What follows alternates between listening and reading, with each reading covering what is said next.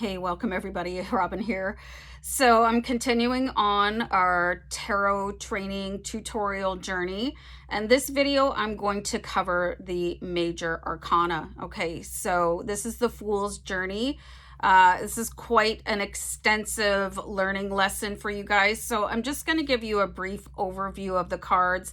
I'm actually going to read you my own notes. I said in the first video that I made notes based on whatever companion book that I received along with the tarot books, the tarot card decks that I purchased. There's nothing wrong with purchasing your own deck, you guys. Some people think that you have to be gifted a tarot card deck in order for it to work for you properly. And I'm not about that, okay? Because I have so many decks, and if I had sat back and waited to be gifted with a deck, I would never have my collection, okay? One thing I forgot to tell you guys too is that I do not read reversals. You may wish to study reversals for yourself, but whenever I'm doing a reading and I get a card that is upside down, and they do have different meanings than a card in the upright position, because I receive messages from my spirit guides related to the card no matter how I pull them, if it's upright or in reverse, but that's a decision that you guys have to make for your own tarot reading journey, okay? So we're going to start off the Major Arcana, and the first card is the Fool. So the Major Arcana relates to major life events. That's why it is called the Major Arcana, okay? So the Fool, I'm going to pull the card out here. So the Fool, these are the notes that I made for myself. These were basically my Cole's notes related to whatever deck that you guys want to get for yourself. And again, this is the Gilded Tarot. Here's the handbook. It came in, it was like really beautiful. This was my second deck that I ever purchased for myself, and it's still one of my favorites. So look really closely at the card here, okay? This guy is like super happy. The Fool, it relates to starting a brand new journey. He carries all the signs of the zodiac. He's got everything in his heart. He relates to unexpected or unexplored potential, new opportunities coming in. He reminds you to stay open to receiving and taking a leap of faith. And don't be afraid to choose. There are no wrong choices, okay? So you can see here too, you can really start to look at the symbolism of the card. You can see he carries all of the elements of all the suits with him, and that he is open to everything. He is actually juggling all the signs of the zodiac. So, and you can tell it's a Fool. He's wearing a court gesture costume. He's easy to pick out. And again, you want to get your beginner deck that says exactly what the card is down below on the bottom, okay? So very important when you're first starting off. So this is the first card, and it's actually on a 0. If you look at the top of the card, the first card is not number 1, it's 0 in the Major Arcana. So try not to let that confuse you. The second card in the Major Arcana is the Magician. This is one of my favorite cards to pull here. He's very intense. He's always, well, almost always dressed as a magician. There's no mistaking him, and his number is number 1. This reminds you of your ability to create. He carries all of the symbolism of the elements of tarot in the card. I'm trying it's challenging to turn this page right now. Okay, for some reason I didn't write down the meaning of the Magician in my book here, which is very odd.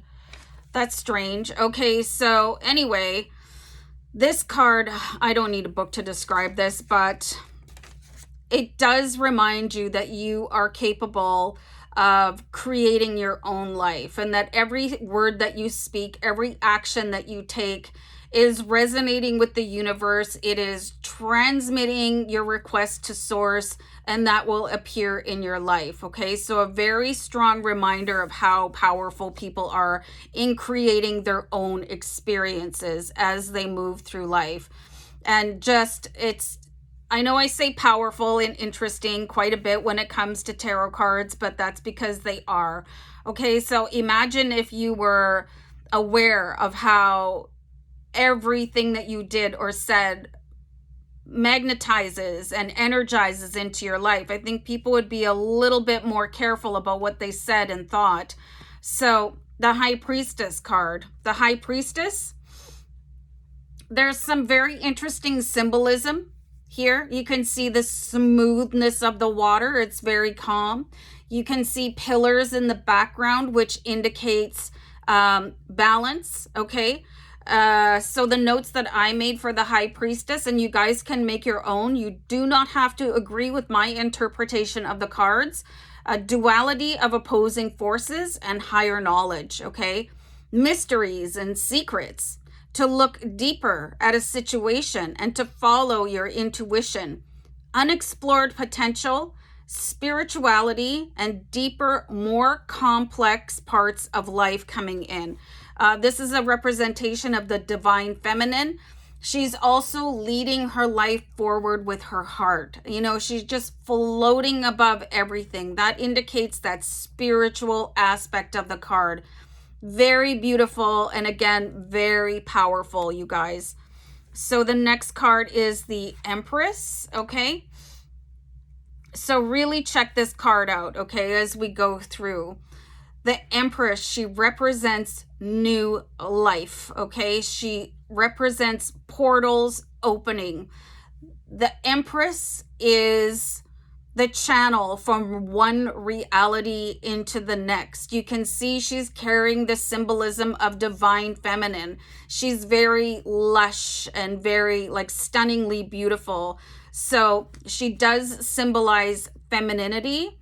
The signs of the zodiac surround her and represents the 4 elements of everything. The Empress is growth, prosperity, fertility, nurturing, fulfilling potential at work, with family, and creativity. She represents relationships or fertility matters, pregnancy, birth, and motherhood. So this could be the birth of a new opportunity. It can also reflect an addition to the family. Okay, so there's a lot of meaning to the Major Arcana cards, you guys. I would really dedicate a lot of time to learning what they have to say. The imagery in the Gilded Tarot is very, very helpful during your study as you start to absorb and really understand and learn what everything means, okay? So the Emperor, okay, this guy is very powerful. He's wearing the color red. He's again surrounded by the zodiac. He has a chalice of brilliance in his hand. You want to look at the posture of the cards, what they're surrounded with. There's fire, water underneath him here, all the zodiac. So this card represents triumph and success, stability, logic and reason, financial stability, how to keep calm, to leave emotion out of decisions. Okay, so this is a divine masculine card. So there is some sort of there was attributes given to men as opposed to women, that women are more emotional and men are more intellectual and more able to leave emotion out of decisions, where women are more intuitive. So this is a more, if you want to say, rational without being biased. I'm just going to see what Lacey needs here. Hold on. Okay. So to keep calm, leave emotion out of decisions, look at situations with a clear head, and can represent a powerful divine masculine force coming into your life. The Emperor is somebody that is very good at planning for the future. So when you see this card coming in, it could be either the person that you're reading for is about to come into this energy, or they could have somebody with this energy coming into their life, okay? So the next card is the Hierophant. So some decks have the Hierophant and some decks have the High Priest. So depending on what deck you receive, you might notice there's a little bit of a difference here. So the Hierophant in the Gilded Tarot deck It represents spirituality and your connection with the divine. This could be a wise, trusted person coming into your life to assist you, following traditional values and moral ethics to find a deeper meaning to life through spirituality.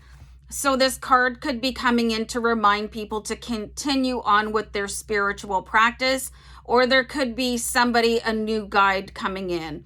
And you'll find as you go through your journey in life, you start resonating with people that can take you higher on your spiritual journey. So I always find that this is an incredibly important card here for people to keep in touch with whatever spiritual aspects of their life really help them out. And for me, spirituality resonates with meditation and following different guides. So again, that the fine tuning of the cards and how they resonate for you is going to ultimately be up to you. So the next card in the Major Arcana, you guys, is the Lovers. And this is such a powerful card in the Gilded Tarot. You can see here that this is a divine masculine and a divine feminine pairing. You can see how the divine masculine holds the divine feminine up so that she can receive from source, from spirit. You can see that they're standing in very, very calm water and that there are two dolphins in the background. So that could possibly mean something if you are going to delve into the purpose of animal guides in the cards. And that's not something that I do, and I've talked about that before. So the Lovers card could indicate romantic bliss. The water represents emotions. This could be fiery passion, a harmony of combined polarities, personal growth, and new romance. Okay, so one thing that's really important here, you guys, is does not always indicate that there is a romance coming in. It could be just the balancing of divine masculine and divine feminine within a person, because those are really out of balance in today's society. Everybody has male and female, divine feminine and divine masculine, and sometimes those are way out of balance. So this card really shows that harmony, but it could also represent the twin flame reunion between two people. So again, always look at the other cards that are in the spread and what your intention of the reading is. If you guys are ever stuck on the meaning of a card, if you just pull it and you're like a complete blank, just put another card over top of it and clarify it, okay? So the next card in the Major Arcana, you guys, is the Chariot card. The Chariot represents energy, okay? So I'm going to read from my own notes here, and you can see I have my little handy dandy handwritten book. Victory can be achieved through effort, self-discipline, focus, and perseverance. Inner conflict requiring something. I can't even read my own writing. In order to move forward, requiring, I don't even know what that word says. And it can indicate travel, okay? Sorry about that word fail. What? So anyway, what's really important when you pull a Chariot card is what is going on with the symbolism. Some of them, they just show this really hectic, out of balance energy with there's sometimes horses. It can depend, whatever deck. It could be dragons pulling it. Where are they? You know, and they're always different colors. One is dark and one is light. This one is an incredible balance between yin and yang, okay? Divine feminine, divine masculine. There's the sun emblem at the top, so you can pull that. You can pull the dark clouds in the background. Some of them are ascending. Some of them are like going crazy. So you can see the symbolism here is of patience and waiting for the energy to change. The Chariot represents your own energy and your ability to grasp it in order to move forward. But this one isn't really going anywhere. So what does that mean to you when you pull it? For me, when I pull this card, it's like a period of maybe stagnant growth or a stagnant energy. So depending on how you're going to end up interpreting your cards, really look at all the imagery around and the position of the creatures pulling the chariot, the position of the person controlling the chariot. She's wearing the color purple. So what does that mean to you? Are you going to delve into the colors related to the symbolism in the card? You have to decide that for yourself, okay? So the next card available in the Major Arcana is the Strength card. And this is very, very powerful. There's generally a lion accompanying a female figure, but it is not consistent through all decks. I have a couple of decks where the feline is a tiger. I have in the Tattoo Tarot card, it's a completely different dynamic. It's a man wrestling the lion down to the ground. So different decks are going to have different imagery and different meanings. So you want to really master one deck before you move on to another one. So the Strength card, I mean, it pretty much sums it up, okay? This is courage, diplomacy, and patience.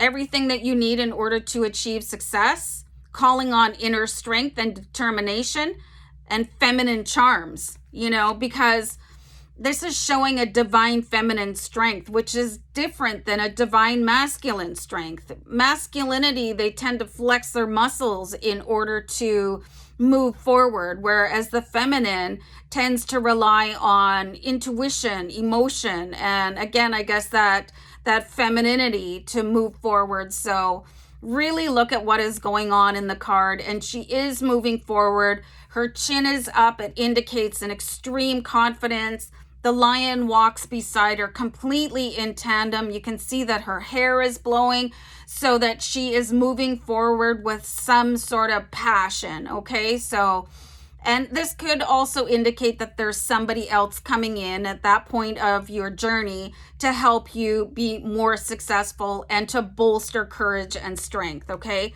So the next card we have is the Hermit, and let me just flip the page, okay? And for some reason I didn't write the Hermit down. No, never mind, it's right here. Okay, so you can see the Hermit, he's going off into sort of a journey of oblivion, and he's got his little guiding light with him. So the Hermit can mean careful thought and contemplation, to look inside for answers, and it relates to introspection. For me, this also can trigger somebody's dark night of the soul. If you don't know what the dark night of the soul is, I'm just going to ask you to look that up on your own time. I'm not going to go into that. It can basically be a journey of darkness where people find out who they really are. It can also involve shadow work where people will align, you know, both halves of their personality. But basically going within and understanding that everything that you need is already within you and you don't have to look outside for answers, okay? So this is a very interesting card. The next card that we have here is the Wheel of Fortune. Okay, and this is called different things in different decks. It can be called Fortune's Wheel. But you can see here that it is basically, and the sun is in the middle. It is a big mechanism. You want to think about it as a merry-go-round possibly, and how it is always turning. Okay, so times and luck are changing. Destiny card. The wheel is changing for you, moving forward. You can also think about it as a big clock. If you've ever seen Big Ben, when it just moves forward, it's like a big cog clicking you ahead, a positive change and a new cycle about to happen. Something really important about the wheel card, you guys, is that it can move backwards as well as forwards, okay? And again, if you want to do reversals, go ahead and study those. I'm not going to teach them. It's not part of my repertoire. It does not need to be for you either. I do follow, and I said this before, I follow a bunch of tarot card readers on Twitter, and one of them posted, I don't don't do reversals, and that's it. And I was like, yeah, same here, but some people are really dedicated to them. But again, it is an additional learning curve. So the justice card, okay, this is logic and balance. This is a legal ruling, a decision for the right side, a legal document, or a beneficial outcome. So this can really be an indication of people that have been going through a lawsuit or just waiting for the decision to be made for them. So it's pretty easy to remember. Like, I always think of and justice for all, like justice will prevail, you know, the right and just outcome. So this is a pretty simple card to relate to. And you can give yourself a couple of key phrases like I do so that you can remember it. So the Hanging Man, you guys, this is a really weird card, okay? So when you look at it at first, it's like, what is even going on here? But this is somebody intentionally changing their perspective so that they can see the other side of a situation. This is sometimes called the Hanged Man. And you can see that it's just so weird, okay? So look at life with fresh eyes or a new perspective. This is also related to delayed gratification, voluntary position of self-sacrifice for better long-term outcome. So this is kind of a complicated card, okay? This is like really purposefully moving away from what you might believe in order to understand somebody else's perspective, or backing away from a bias, okay? And again, long-term gratification being the goal, okay? So I find this one really interesting.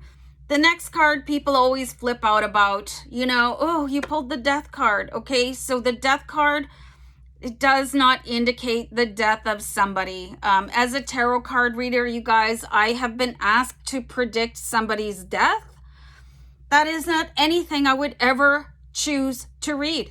Like, why would you even ask to put me in that position? Okay, so there are things that I flatly refuse to read. One of them is predicting the date of somebody's death or the matter in which they will die.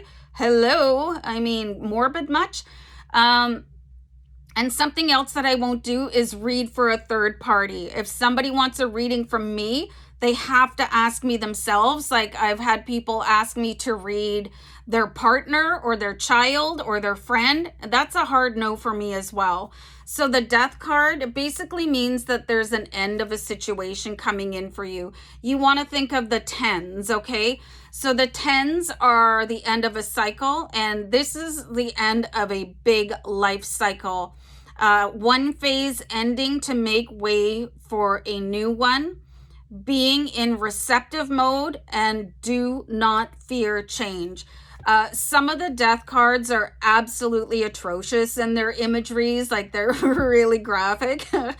So you want to really check out decks before you buy them to see if the imagery is going to mesh with who you are as a person and a tarot card reader as well. Like, some of them, they have carts full of like corpses, and it's like, well, that's really deep. And it can be a little bit scarring, okay? But it's just the end of one thing to make room for another thing coming in. Okay, so the next card we have here is the Temperance, okay? So Temperance, you can see how she is on fire here.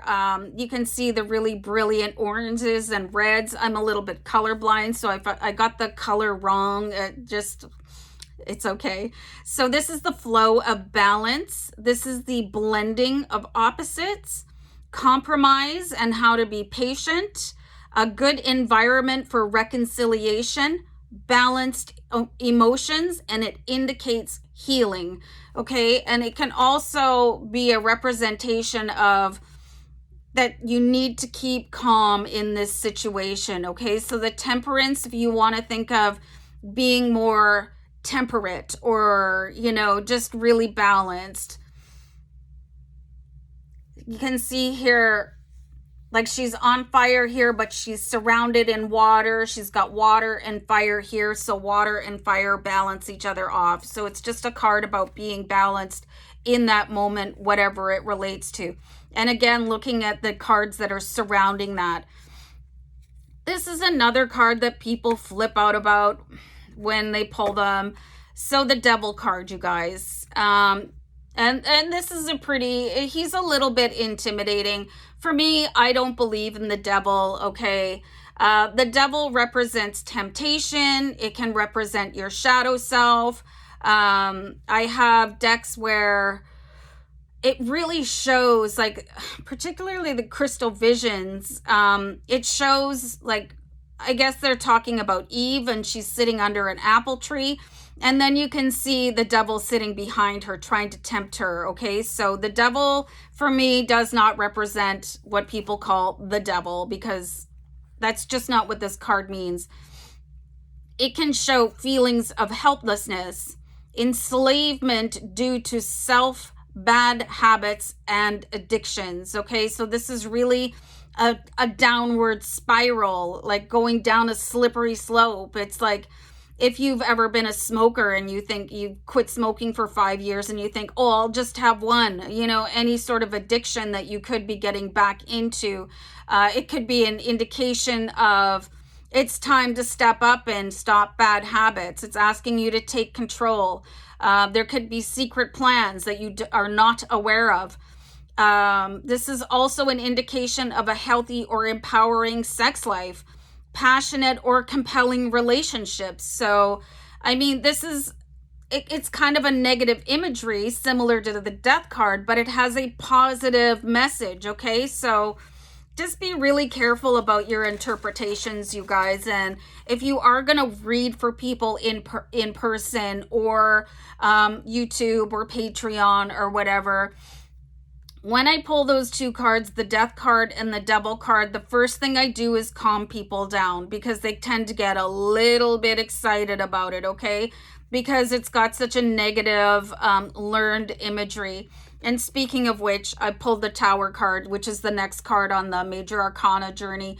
This is the Tower, okay? So you can see there's a lot going on here. There are black clouds in the background. There's a lightning bolt strike to the tower. There's some poor naked guy falling out of the tower. So this says this is time to rebuild something with a better foundation. Sudden or unexpected ending of any aspect of your life, and matters can improve afterward. So when you look at this, you can see the top of the tower is being blown off. So you want to consider that to be equivalent to something that is no longer serving you, and that the foundation has remained here, so that you're not really going back to square one.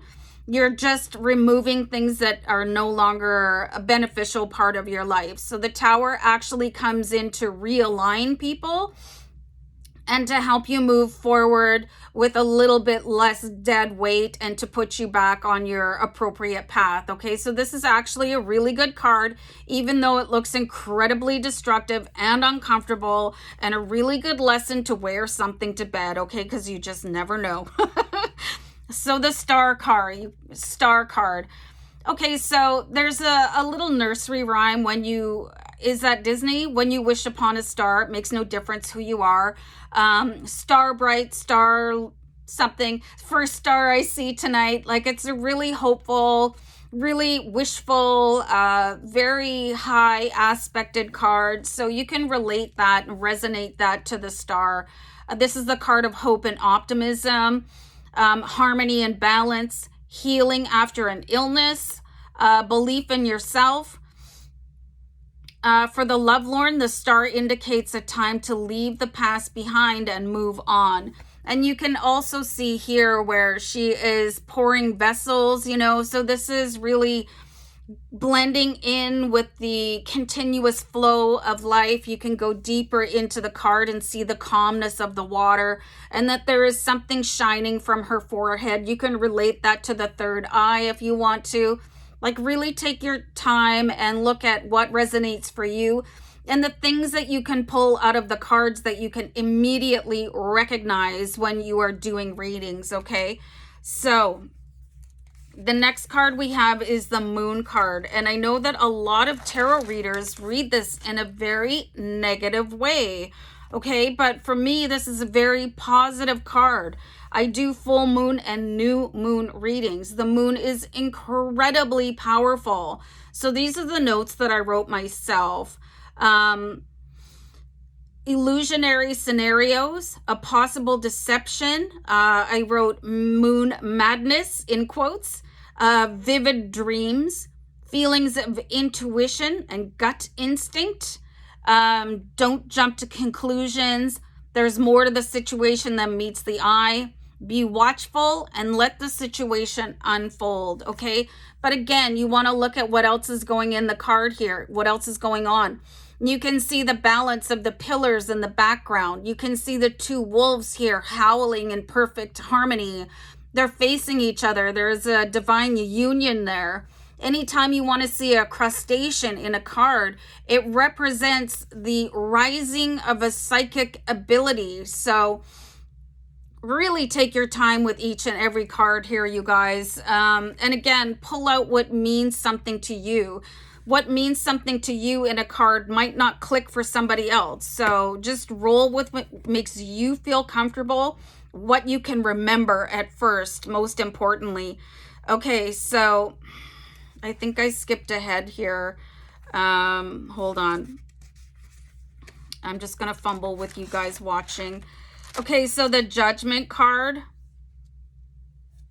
Oh, I'm out of order here, you guys. I made a mistake, and it's okay. Don't be embarrassed, you guys, if you made a mistake or if you have to backtrack.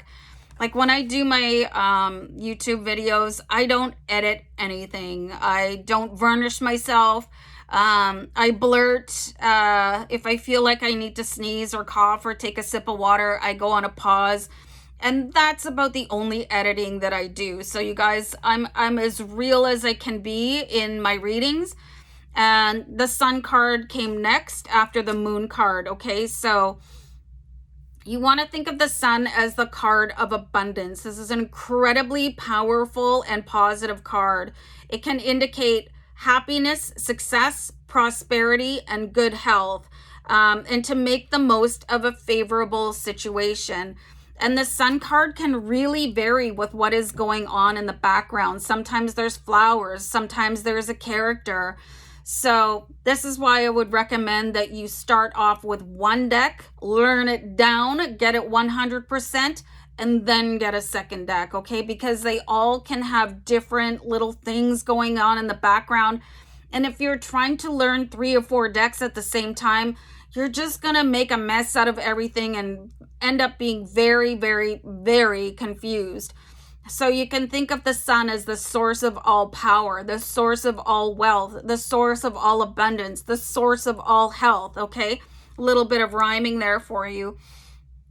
Okay, so we've got 2 cards left here, and the next one is Judgment.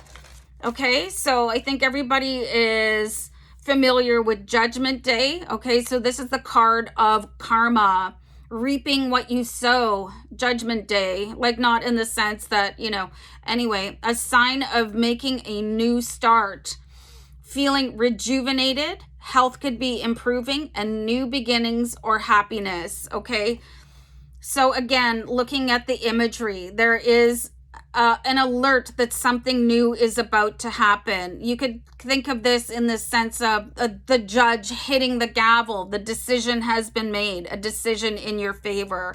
I find that the Judgment card and which other one? The Justice card, they can kind of overlap to a certain degree. So again, if you guys are not confident in the message that you're getting from any particular card, whether it be the Major Arcana or a Minor Arcana or a Court card, just clarify it. Look at the rest of the cards. I'm going to do a session at the end of how to do a reading, okay? And then you guys can find your own path after that. So the last card in the journey of the Major Arcana, the Fool's Journey, is the World card. So you want to think of this as that sense of accomplishment, of a major life cycle ending, okay? This is the assurance of success, working steadily and earning rewards, a well-deserved success, feeling excited, and may represent travel. Okay, so there's a couple of symbols in here that you want to look at. This always reminds me of somebody standing on the podium of an Olympics game, and being like so proud of having achieved something, okay? There's the laurel wreath here that was presented to early Olympians because there were no gold, silver, or bronze medals. They would have that laurel wreath placed on their head as a sign of achievement, you know. So, and just this forward, like, what's next? I finished that. I was the champion of that race of the Major Arcana. What's next? I am glorious. So that's a breakdown of the Major Arcana. This is a massive learning curve, you guys. So I hope this one was really helpful. And I hope you guys are enjoying the series so far. Let me know your comments down below, and let me know if there's anything else that you want me to focus on as far as your learning path related to learning tarot. And I'm getting tired, so I'm gonna go. Bye, guys.